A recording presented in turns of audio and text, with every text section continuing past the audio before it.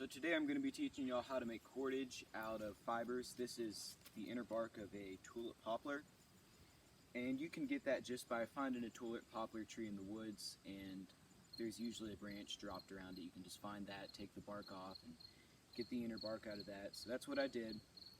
Then I soaked it for a few hours in the creek, and so now I'll show you guys how to make cordage out of it.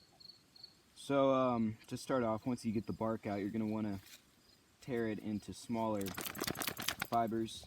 The smaller, the stronger the cordage will be. So just separate them a bit and work on that.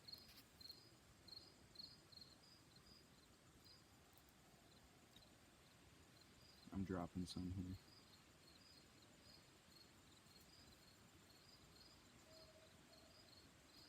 And yeah, that's pretty good. So now I've got some more back here. What I'll do next is I'll start with just these right here. So basically, to start off, all you really got to do is twist it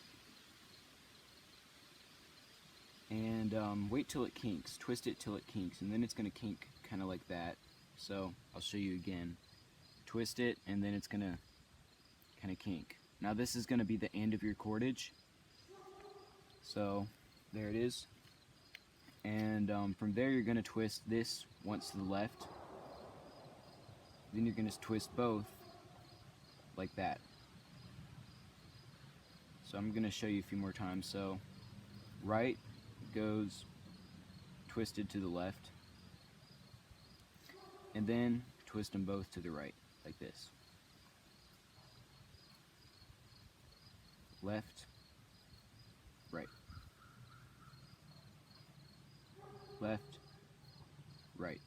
And then if you want to do this even faster, here's another technique that I've learned from a friend. So if you just bite it right here, it actually makes it feel a little faster. So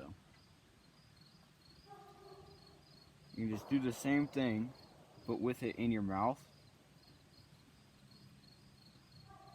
And because your mouth is holding it for you, it's a lot easier. Now here's another thing, because you're working with nature, you know, this is going to eventually run out of material.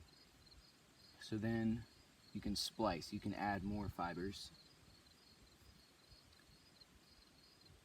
So I'm going to get some right here. And you're going to have them a little bit above where you're trying to get them in, like that. And then just twist it in like you would anything else. I'm going to twist it in like that.